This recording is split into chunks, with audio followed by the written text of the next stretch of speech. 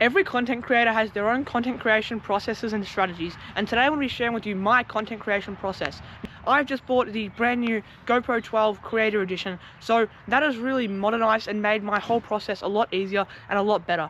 Rather than having to do everything on my phone, I'm able to move things around and do it in a much simpler and better way. So when I create videos, it is a 4-step system, and the start of that system is idea generation, the first of the 4 steps. So that's what I'm about to show you guys right now. Now, there is many different ways you can get inspiration, you can get ideas from. Now, personally, I've done so many different things, from just looking on other people's social medias, looking at the best performing videos on other people's social medias. There's things like going for walks, reading books. There is so many different ways you can find inspiration. All you have to do is just look in a bunch of different places and look at things that you relate to. So if you have a YouTuber that you really like, look at some of the videos that relate to you and think of the ideas you get from that. Don't just copy it, or just go the natural way of generating your own ideas and go for a walk, go out in nature, talk to people, just absolutely natural things. And the second thing is that everyone gets their energy and their inspiration from different sources and from different things. One person might get a whole bunch of ideas when they're looking on YouTube, and one person might get all their ideas when they're going for walks, and another person might get all their ideas when they're having a conversation with someone. Everyone is different, and everyone gets their ideas from different places and different people. So you need to just try a whole bunch of different things until you find something that works for you.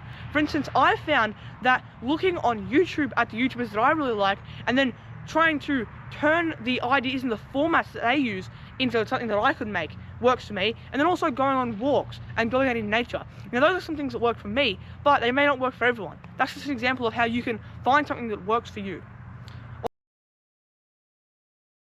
Step number 2 of my creation process is scripting, and a lot of people like to do full in-depth scripts. They like to go and they like to do this long, full, like 2 full word pages of scripting.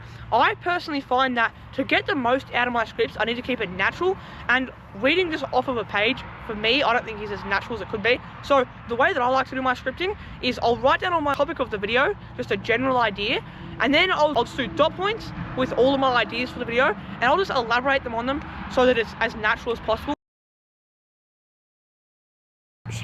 So as for the actual step of filming and making the videos, I'm not a professional filmmaker, and I've only been doing this for I've almost been doing it for a year, but I'm not a professional YouTuber, so I don't know too much about the actual process of filming, and that's something that I'm trying to get better at myself. So I find that it's really up to you, as long as you use sort of variety, so a variety of colors, shapes, distances, and angles, all that sort of thing.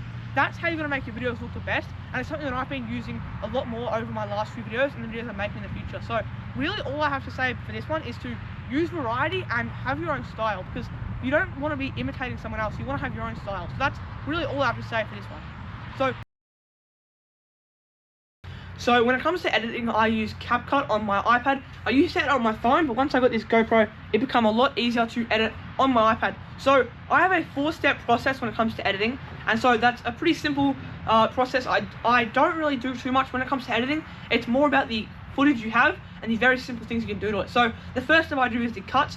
So I load in all my footage, and I'll trim all of my footage so it's all the right length, in the right order, everything like that. It's all where I want it to be. Then the second step is to do the zooms, so the keyframes, as CapCut call them. Make sure everything's in the right spot, and then do all the keyframes so it's all as zoomed in and out as far as I need it to be. The third step is putting everything on the screen. So occasionally stickers, mainly this is just text and overlays, or B-roll, as it's called. So photos and videos, all the text on the screen. And the last step is music and sound effects. If I have music and sound effects, I have used a lot of music for my YouTube shorts and a lot of sound effects in my videos and things like that.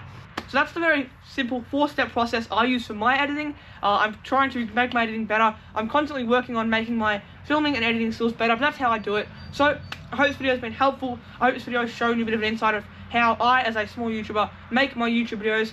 If you don't already know who I am, my name is Sam. I'm the leader of the Teamwork Movement. My goal is to inspire, motivate, and help as many young people as possible to become the most capable versions of themselves while leading the way of my own self-improvement journey.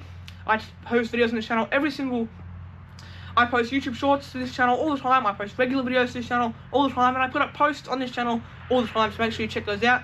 I have a free Discord server called Teamwork Unfiltered. The link is in the channel description. Other than that, hopefully it's been helpful, and I hope you have an amazing, productive day. See you guys in the next one. Bye.